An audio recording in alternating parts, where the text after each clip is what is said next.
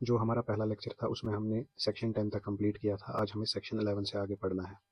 Section 11 ये बताता है कि every depository shall maintain a register of an index of beneficial owners, यानी कि जो डिपॉजिटरी है उसके पास रिकॉर्ड रहेगा कि कौन से बेनिफिशियल ओनर के पास कितने शेयर हैं। आज के ज़माने में कोई फिजिकल रजिस्टर नहीं रखना पड़ता, जबकि ये सारी चीज़ें जो है डिजिटली हो जाती हैं। सेक्शन नंबर 12 बताता है कि प्लेज और hypothecation of securities held in A depository. इसको एक एग्जांपल से समझने की कोशिश करते हैं। मान लीजिए ए एक बेनिफिशियल ओनर है, ये बैंक के पास जाता है 10 लाख का लोन उठाने के लिए, लेकिन इन 10 लाख रुपए के लिए ये अपने जो सिक्योरिटीज हैं, शेयर्स हैं, वो गिरवी रखता है। इस सेक्शन का मतलब ये है कि जो बेनिफिशियल ओनर होगा वो गिरवी रखने से पहले एक तो प्रीवियस अप्रूवल हासिल करेगा डिपॉजिटरी का, और इंटीमेशन देगा डिपॉजिटरी को जब हाइपोथिकेशन या प्लेज हो जाएगा। और आखिर में जो entry in the records of a depository, depository जो रिकॉर्ड्स में एंट्री करेगी वो एविडेंस माना जाएगा उस प्लेज और हाइपोथिकेशन का। इसका मतलब मान लीजिए अगर कल को ए डिफॉल्ट करता है इस लोन पे जो उसने 10 लाख का लोन लिया था, तो बैंक क्या है, बैंक डायरेक्टली वो पैसे डिपॉजिटरी से वसूल कर सकता है उसकी सिक्योरिटीज बेचकर। और ये जो रिकॉर्ड्स है डिपॉजिटरी में, ये एविडेंस होगा ऑलरेडी इस चीज़ का कि 10 लाख रुपए का लोन लिया गया है एक ही तरफ से। अब यहाँ पर दो इंपॉर्टेंट टर्म्स दी गई हैं, एक है प्लेज और दूसरा है हाइपोथिकेशन। दोनों का मतलब सेम है, किसी चीज़ को गिरवी रखना। तो डिफरेंस कहाँ पर आ जाता है, वो ये है कि प्लेज में है लेंडर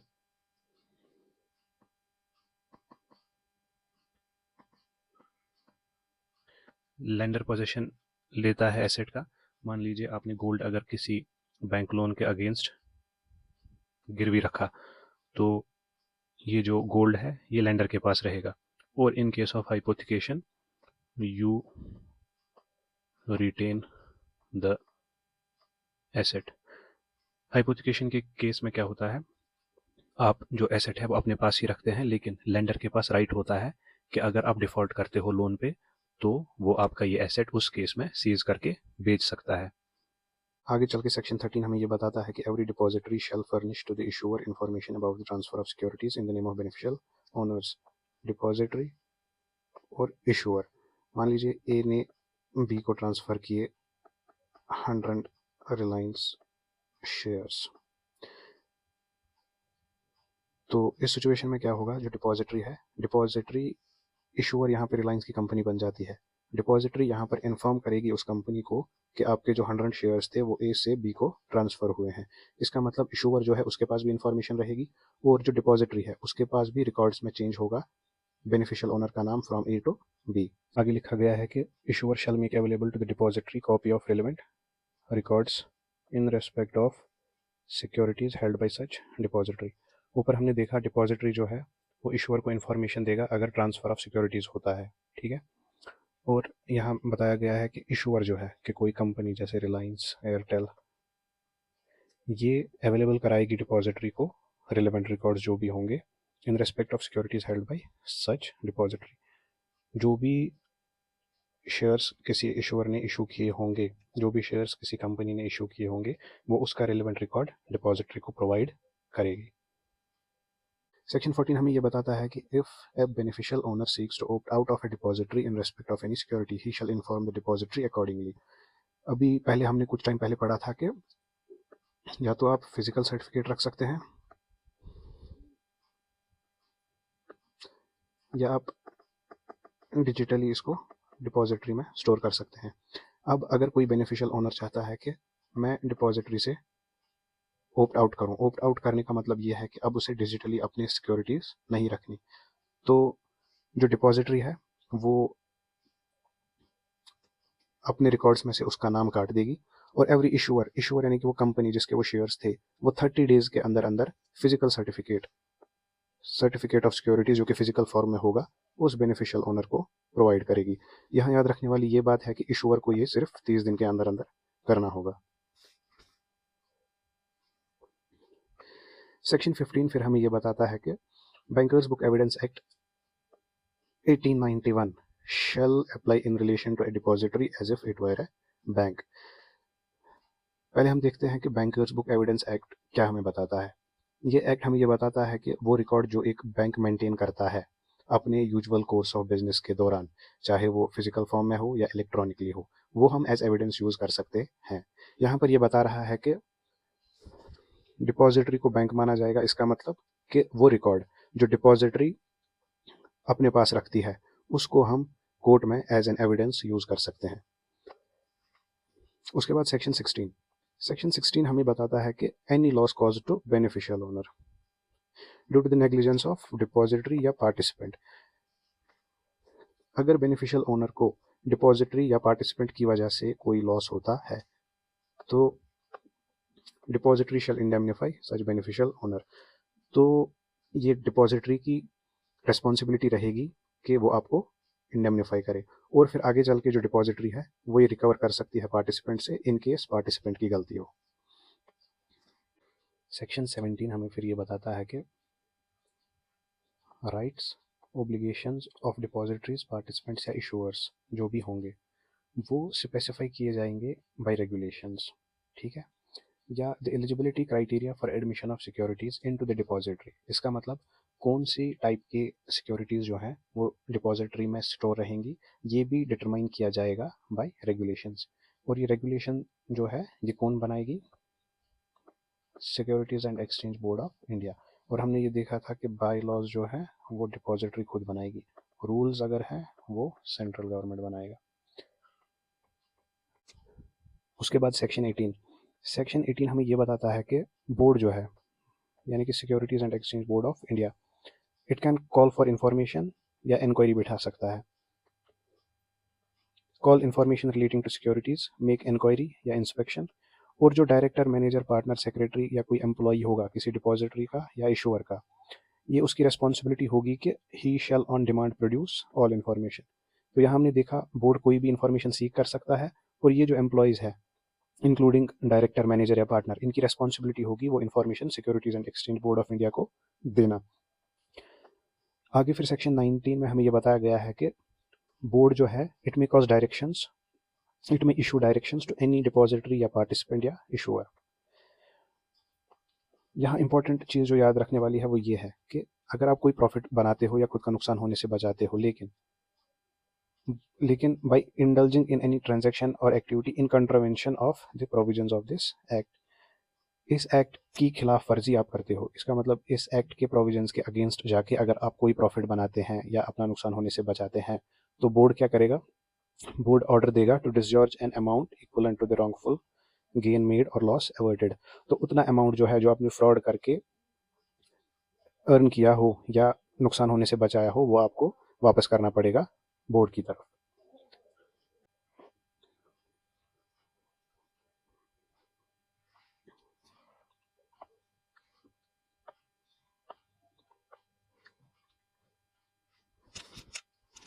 उसके बाद सेक्शन 19A से लेकर 19G तक पनिशमेंट्स दी गई है, 19A से लेकर 19G तक। और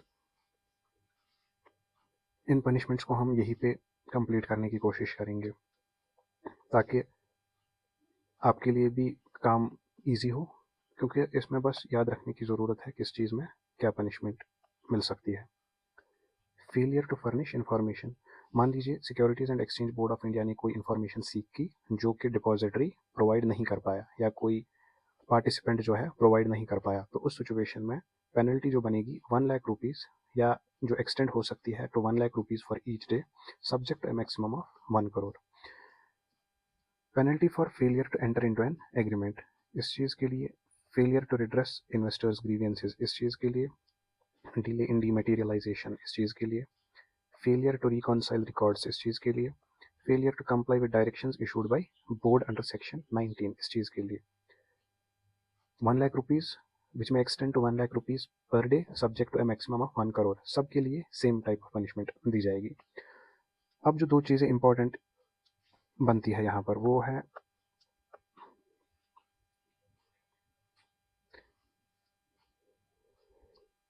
यहाँ पर फेलियर लिखा होना चाहिए था,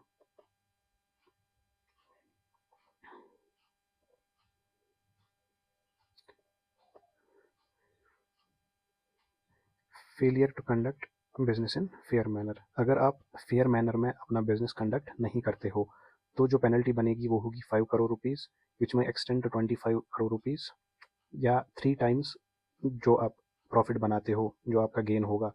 मान लीजिए 25 लाख आपने जो है गेन किया, लेकिन फेयर मैनर में नहीं था, तो 3 टाइम्स हो गया 75 लाख रुपीज़ का जुर्माना जो है वो आप पे लग सकता है। Where no separate penalty has been provided, इसका मतलब जहाँ कहीं सेपरेट पेनल्टी नहीं दी गई है तो वहाँ जो पेनल्टी है वो 1 लाख से 1 करोड़ तक एक्सटेंड हो सकती है। तो इन सारे सेक्शंस में आपको जो याद रखना है कि कोई भी पनिशमेंट अगर हो तो उसके लिए आप याद रखेंगे 1 lakh rupees, which may extend to 1 lakh rupees for each day, subject to a maximum of 1 crore. लेकिन अगर फेयर मैनर में आप बिजनेस कंडक्ट नहीं करते हो तब 5 करोड़ से लेकर 25 करोड़ तक या 3 टाइम्स जो आपका गेन होगा वो आपको पे पेनल्टी लग सकती है। और अगर कहीं पे नो सेपरेट पेनल्टी, कोई सेपरेट पेनल्टी नहीं दी गई है, वहाँ 1 लाख से 1 करोड़ तक पेनल्टी लग सकती है। ये चीज़ आपको याद रखने की ज़रूरत है यहाँ पर। बाकी इन सारे सेक्शंस में याद रखने लायक और कुछ नहीं है। 19G तक हमने इंडेक्स में ही कवर कर लिया। उसके बाद 19H का सेक्शन आता है जो बताता है कि फॉर द पर्पस ऑफ एडजजिंग के लिए, यानी कि ये देखने के लिए कि क्या वायलेशन सही में हुआ है या नहीं, क्योंकि ऊपर हमने बहुत सारे सेक्शंस ऐसे देखे जिसमें पनिशमेंट दी गई थी, लेकिन ये कौन देखेगा कि क्या वायलेशन सही में हुआ है या नहीं। तो securities and exchange board of India क्या करेगा, एक एडजुडिकेटिंग ऑफिसर अपॉइंट करेगा इस चीज़ के लिए, होल्डिंग एन इंक्वायरी होल्ड करने के लिए, जिसकी रैंक क्या होगी, डिवीजन चीफ की होगी। ये आप इसमें याद रखेंगे। और तो और डिवीजन चीफ जो है उसके पास पावर्स क्या होंगे, वो किसी को भी समन कर सकता है या enforce the attendance of any person, किसी पर्सन को भी बुला सकता है, चाहे एविडेंस के लिए बुलाए या किसी और चीज़ के लिए बुलाए, तो ये पावर्स डिवीजन चीफ के पास रहते हैं। मोटा मोटा अगर देखें तो इस सेक्शन में हमें ये याद रखना होगा कि सेबी जो है वो एक एडजुडिकेटिंग ऑफिसर को अपॉइंट करेगा इंक्वायरी होल्ड करने के लिए, जिसका रैंक लेकिन डिवीजन चीफ से नीचे नहीं हो सकता। फिर आगे बताता है सबसेक्शन 3 में, द बोर्ड में call for and examine the record of any proceedings. इसको एक एग्जाम्पल से समझने की कोशिश करते हैं। मान लीजिए ये एक पर्सन है जिसने वायलेशन किया, डिवीजन चीफ ने 1 लाख का पनिशमेंट इम्पोज किया। इसने वायलेशन किया, डिवीजन चीफ ने पेनल्टी लगा दी 1 लाख रुपए की। द बोर्ड यानी कि SEBI, securities and exchange board of India, ये क्या कर सकती है, ये एग्जामिन कर सकती है रिकॉर्ड ऑफ प्रोसीडिंग, वो प्रोसीडिंग जो डिवीजन चीफ के पास चली होगी। उसके बाद सेबी ये डिसाइड करेगा कि अगर डिवीजन चीफ ने कहीं कोई एरोनियस डिसीजन लिया है जो कि not in the interest of security market, जो इंटरेस्ट ऑफ सिक्योरिटी मार्केट में नहीं है, तो सेबी क्या कर सकता है, एनहेंस कर सकता है पेनल्टी। शॉर्ट में अगर इसे समझे तो ए अगर कोई वायलेशन करता है तो डिवीजन चीफ उस पर पेनल्टी इम्पोज कर सकता है, और सेबी उस पेनल्टी को चेक करेगा कि क्या वो पेनल्टी सही से इम्पोज की गई है या उसमें एनहेंस करने की ज़रूरत है। लेकिन डिवीजन चीफ के ऑर्डर करने के बाद डिवीजन चीफ जब पनिशमेंट डिक्लेयर करता है कि कितनी पनिशमेंट रहेगी या पेनल्टी कितनी रहेगी, उसके 3 महीनों के अंदर अंदर सेबी को पावर्स हैं कि वो रिकॉर्ड चेक करे उस प्रोसीडिंग का, उसके बाद सेबी नहीं कर सकता है। आगे जो सेक्शन 19(1) है उसमें ये लिखा गया है कि while adjudging the quantum of penalty, जब आप पेनल्टी डिसाइड करोगे कि कितनी होगी, 3 चीज़ें आपको मद्देनज़र रखनी होगी। एक तो disproportionate gain, amount of loss cause to the investor और रिपीटेटिव नेचर। मान लीजिए ए ने 5 लाख का गेन कर लिया बाय फ्रॉड, बी ने 50 लाख का गेन कर लिया बाय फ्रॉड। तो इस सिचुएशन में ये देखा जाएगा कि किसका ज़्यादा गेन है, जिसका ज़्यादा गेन है उसको ज़्यादा पनिशमेंट मिल सकती है। Amount of loss caused to the investor, ए की वजह से किसी का 2 लाख का नुकसान हुआ, बी की वजह से किसी का 7 लाख का नुकसान हुआ, तो यहाँ पर बी को ज़्यादा पनिशमेंट मिल सकता है। रिपीटेटिव नेचर, ए ने एक बार गलती की, बी 4 बार कर चुका है, रिपीटेटिवली कर रहा है, तो यहाँ बी को ज़्यादा पनिशमेंट मिल सकता है। इन 3 चीज़ों का ध्यान रखना होता है while adjudging the quantum of penalty। फिर आता है सेक्शन 19IA। ये हमें बताता है कि any person against whom any proceedings have been initiated. ऊपर हमने देखा बहुत सारे वायलेशंस जो हो सकती हैं, फिर हमने देखा उन वायलेशंस की पनिशमेंट क्या है। उसके बाद हमने देखा डिवीजन चीफ जो है वो as an adjudicating officer inquiry कर सकता है।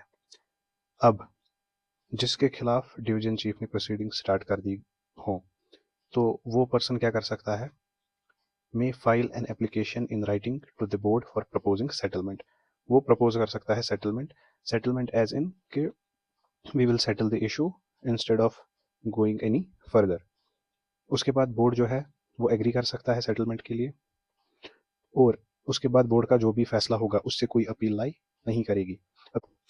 अपील का प्रोविजन सेक्शन 23A में दिया है इसी एक्ट के। उसके बाद all settlement amounts excluding the disgorgement amount and legal costs realized under this act shall be credited to the consolidated fund of India। जितने भी मान लीजिए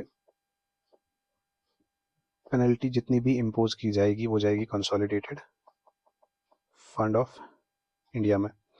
लेकिन लेकिन इसका एक्सेप्शन क्या है, डिसजॉर्जमेंट अमाउंट और लीगल कॉस्ट्स। तो ये सेटलमेंट करने के लिए मान लीजिए अगर लीगल कॉस्ट्स का खर्चा आया तो वो यूजुअली बोर्ड के पास जाएगा। और डिसजॉर्जमेंट अमाउंट का मतलब होता है कि अगर कोई इंसान अनलॉफुली गेन करेगा कुछ अमाउंट, मान लीजिए किसी बंदे ने 5 लाख रुपए का अनलॉफुल गेन कर लिया, तो वो उस पर पेनल्टी नहीं होगी। Penalty will be something which is in addition to that 5 lakh rupees. 5 lakh rupees तो उसने अनलॉफुल गेन किया है, और अगर आप उससे वो 5 लाख रुपए वापस लेते हैं तो वो पेनल्टी नहीं कहलाएगी। वो कहलाएगा कि इसने जितना अनलॉफुली गेन किया था वो हमने उससे वापस ले लिया। तो वही चीजें बता रहा है कि अनलॉफुली उसने जितना भी गेन किया हो वो वापस लेके डिसजॉर्जमेंट अमाउंट और लीगल कॉस्ट ये बोर्ड के पास जाएगा। फिर बोर्ड आगे देखेगी कि हमें क्या करना है। यूजुअली बोर्ड क्या करता है, जिस इन्वेस्टर का नुकसान हुआ होता है उसके फ्रॉड से, उसे कंपनसेट करने के लिए उस पैसे का इस्तेमाल होता है। तो यहाँ पर इन शॉर्ट ये याद रखना है कि सेटलमेंट अमाउंट जो भी होगा वो कंसोलिडेटेड फंड में जाएगा एक्सेप्ट डिसजॉर्जमेंट अमाउंट और लीगल कॉस्ट। उसके बाद स्टार्ट होता है सेक्शन 19IB। ये बताता है कि if a person fails to pay the penalty या comply with direction of disgorgement order, नई पेनल्टी पे करता है, नए डिसजॉर्जमेंट ऑर्डर कंप्लाई करता है, या फेल्स टू पे एनी फीस, फीस पे नहीं करता है, तो क्या होगा, रिकवरी ऑफिसर में draw up under his signature ए स्टेटमेंट। तो सेबी क्या करेगा, एक ऑफिसर को अपॉइंट करेगा जिसको हम रिकवरी ऑफिसर बोलेंगे। वो क्या करेगा, draw up under his signature A statement specifying the amount due from the person. इसका मतलब वो एक सर्टिफिकेट जारी करेगा। रिकवरी ऑफिसर जो है एक सर्टिफिकेट जारी करेगा जिसमें उसका सिग्नेचर किया होगा, और वो स्पेसिफाई करेगा कि उस बंदे से कितना पैसा लेना है सेबी को। और वो पैसा लेने के क्या तरीके हो सकते हैं, attachment and sale of person movable property, या उसके बैंक अकाउंट्स, या उसकी immovable property, detention in prison भी हो सकता है। कहने का मतलब ये है कि अगर कोई व्यक्ति जो पेनल्टी नहीं देता है, या फीस पे नहीं करता है, या डिसजॉर्जमेंट ऑर्डर का पालन नहीं करता है, तो रिकवरी ऑफिसर जिसको सेबी अपॉइंट करेगी वो एक सर्टिफिकेट जारी करेगा जिसमें amount due from that person specify किया होगा, और इन सारे मेथड से उससे वो पैसे वापस लिए जाएंगे। आगे पर्सन मूवेबल और immovable property transfer to his spouse और माइनर चाइल्ड और सन्स वाइफ या son's minor child may be continue to be included in the person movable और इमूवेबल प्रॉपर्टी और मनीज। इसका मतलब यह है कि मान लीजिए कोई व्यक्ति है जिसने फाइन पे नहीं किया, तो वो क्या करेगा, अपनी सारी प्रॉपर्टी अपनी बीवी के नाम पे कर देगा। लेकिन इस एक्सप्लेनेशन के अकॉर्डिंग वो प्रॉपर्टी जो है वो तब भी उस व्यक्ति की डिफॉल्टर की ही कंसिडर की जाएगी जिससे सेबी को पेनल्टी लेनी बाकी है। और जो रिकवरी ऑफिसर है वो लोकल डिस्ट्रिक्ट एडमिनिस्ट्रेशन जो है उनकी हेल्प ले सकता है इन चीज़ों को करने के लिए। यहाँ लिखा गया है कि amounts by recovery officer shall have precedence over any other claim. इसको एग्जांपल से समझते हैं। ए क्लेम कर रहा है 50,000 रुपये बी से,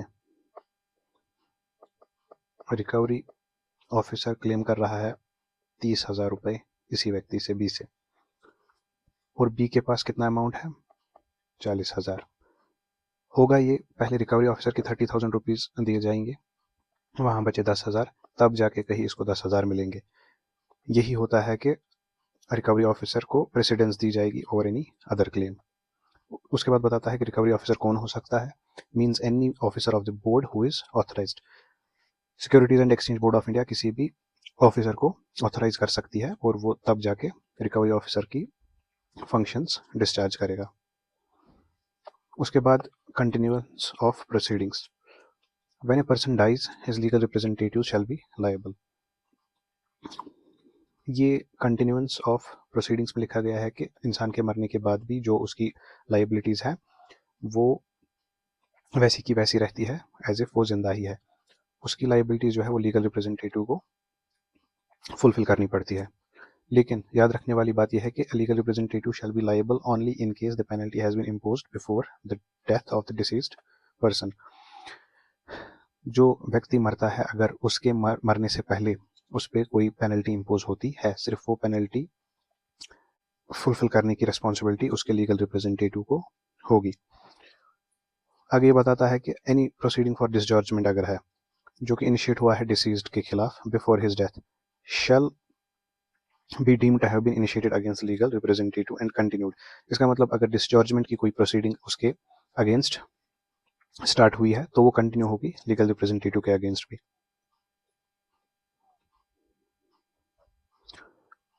Any proceeding for dischargement which could have been initiated against the deceased if he had survived। इसका मतलब यह है कि अगर डिसीज्ड व्यक्ति जो है वो सरवाइव करता और जो उसके खिलाफ हम डिसजॉर्जमेंट की प्रोसीडिंग स्टार्ट कर सकते थे, we can start the same proceeding against legal representative as well. Short में यहाँ पर यह बताया गया है कि एक पर्सन की लाइबिलिटी जो है वो उसकी डेथ की वजह से ख़त्म नहीं होती, बल्कि उसके जो लीगल रिप्रेजेंटेटिव्स हैं उनको वो लाइबिलिटीज़ फुलफिल करनी पड़ती है। आगे ये लिखा गया है कि liability of a legal representative under this section shall be limited to the extent to which the estate of the deceased is capable of meeting the liability. इसको एक एग्जांपल से समझने की कोशिश करते हैं। एक पर्सन है जिसके पास 1 CR की प्रॉपर्टी है और उसने लोन जो लिया है वो 1.5 CR का था। बी उसका बेटा है, उसकी पर्सनल इनकम जो है वो 1 करोड़ की है। ये 1.5 करोड़ जो आपको रिकवर करना है ये ए की प्रॉपर्टी से ही रिकवर होगा, ना कि बी की पर्सनल इनकम से। और उसके बाद सेक्शन 19J वो हमें बताता है कि sums realised by way of penalties वो कहाँ जाएंगी, कंसोलिडेटेड फंड ऑफ इंडिया में, जो कॉन्स्टिट्यूशन के 266 आर्टिकल में डिफाइन किया गया है। ऊपर हमने बस ये देखा कि लीगल कॉस्ट्स अगर हो या डिसजॉर्जमेंट अमाउंट वो कंसोलिडेटेड फंड में नहीं जाएंगी, वो सेबी के पास जाएंगी, और बाकी जितना भी पैसा आपको बाय वे ऑफ पेनल्टीज आए वो कंसोलिडेटेड फंड ऑफ इंडिया में जाएगा।